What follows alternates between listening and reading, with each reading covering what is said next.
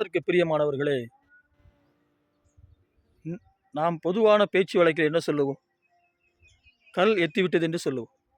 ஆனால் கோயம்புத்தூர் சைடிலே, திருப்பூர் சைடிலே நீங்கள் சென்றீர்களானால் அவர்கள் சொல்வார்கள், கல் எத்திவிட்டு என்று சொல்லாதே, அது தவறான வார்த்தை. நீதான் கல்லை எத்தினாய் என்று சொல், அதுதான் சரியான வார்த்தை என்பார். ஆவியானவர் இதை வைத்து எனக்கு ஒன்றை ஞாபகப்படுத்தி உங்களிடத்தில் பேசும்படி சொல்கிறார்.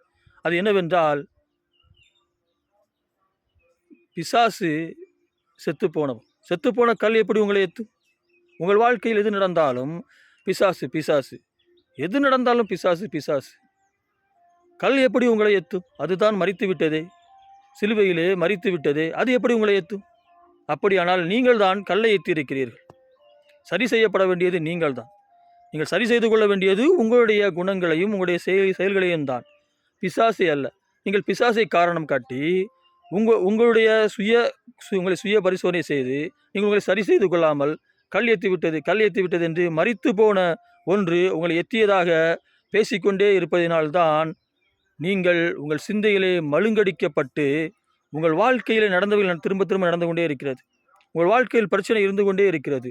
அதனால் இனியிலிருந்து கல் உங்களை எத்தியது என்று சொல்லாதீர்கள், நீங்கள் தான் கல்லை எத்தினீர்கள் என்று சொல்லுங்கள். அப்படியானால் பிசாசு என்று ஒன்று உங்களுடைய வாழ்க்கையில் எதுவும் செய்ய முடியாது. அவன் மரித்து போய்விட்டான். மரித்து போனவைகள் என் வாழ்க்கையில், மரித்து போன ஒன்றால் என் வாழ்க்கையில் ஏதாவிலும் செய்ய முடியாது.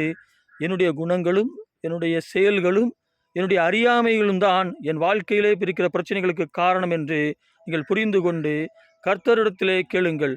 ஆவியானவர் உங்களை வழி நடத்துவதை நீங்கள் கவனிக்க முடியும். நீங்கள் பிசாசின் மீது பழி போட்டு கொண்டு நீங்கள் சரி செய்து கொள்ளாமல் தப்பித்துக் கொள்ளாதீர்கள். அப்படி செய்வீர்களானால் காலம் முழுவதும் பிசாசு பிசாசு என்று கல் எண்ணெய் எத்தியது என்றே போய் பேசிக்கொண்டு இருப்பீர்கள்.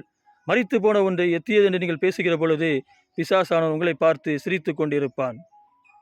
அப்படித்தான் நீங்கள் இருக்கிறீர்கள், அறிவின்மையாக இருக்கிறீர்கள். அப்படி அல்ல, நீங்கள் தான் கல்லை எத்தினீர்கள். அதனால் உங்களை நீங்கள் பரிசோதனை செய்து கொள்ளுங்கள். ஆவியானவர் உங்களுக்கு உதவி செய்வார். பாருங்கள், சரியான வழியில் உங்களை நடத்துவார். உங்கள் வாழ்க்கையில், உங்கள் பொருளாதாரத்தில், உங்களுக்குரிய எல்லா பிரச்சனைகளிலிருந்து ஆவியானவர் உங்களை விடுவிப்பார். எப்படி விடுவிப்பார் என்பதை பின்னாலே கேட்கிற சத்தத்தை நீங்கள் கவனிப்பீர்கள். இப்பொழுது நீங்கள் பின்னாலே கேட்கிற சத்தம் பிசாசின் சத்தம் என்று நீங்கள் சொல்ல மாட்டீர்கள். ஆனால் எதற்கெடுத்தாலும் பிசாசு என்று சொல்லிக்கொண்டே இருந்தீர்களானால், கல் உங்களை எத்தி என்று சொல்வீர்களானால், ஆவியானவர் உங்களிடத்தில் பேசுகிறது போல பிசாசு தான் என்று தெரியும். நீங்கள் குழம்பிக்கொண்டே இருப்பீர்கள். பிசாசு அல்ல, தேவ ஆவியானவர் உங்களிடத்தில் பேசுகிறார். நீங்கள் தான் கல்லை எத்தினீர்கள். உங்கள் வாழ்க்கை, இதை புரிந்து கொள்ளுங்கள், உங்கள் வாழ்க்கை வளர்ச்சி அடையப் போகிறது, மேன்மை அடையப் போகிறது. ஆமேன். அதற்காகத்தான் தேவனிடத்தில் இதை ஒப்புவிக்கிறார்.